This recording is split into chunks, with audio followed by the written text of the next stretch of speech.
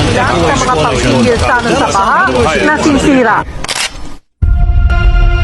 Pollutions do not only come from the rain, they come from our garbage, blocking the waterways. Disease do not only come from the air, they come from the field we allow to grow. Our waste is the root of both disease and illness. How can we teach the youth to value nature if we ourselves ignore the trust around us? Keep it clean, keep it green, keep it alive.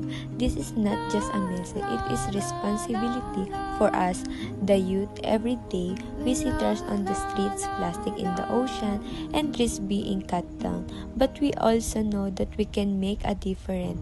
Keep it clean by throwing your garbage in the right bin, because one small action leads to a big change.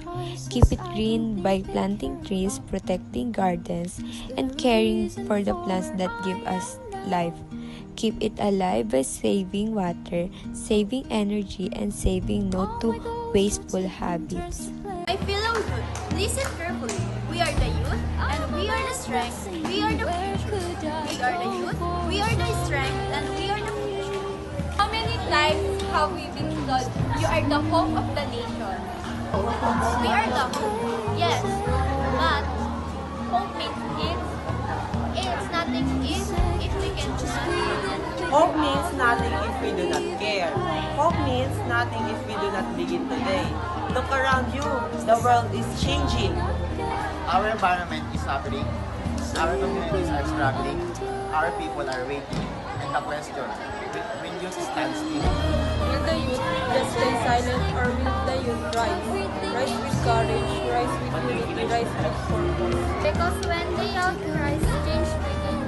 When the youth rise, nations align. When the youth rise, the nation stands strong. So I say it again. We are the youth, we are the strength, we are the future. We are the fire that cannot be put out. We are the voice that will not be silent. We are the builders of tomorrow starting today.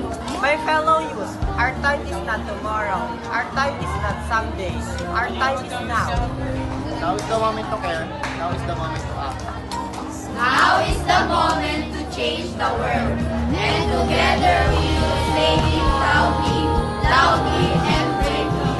We are the youth, we are the strength, we are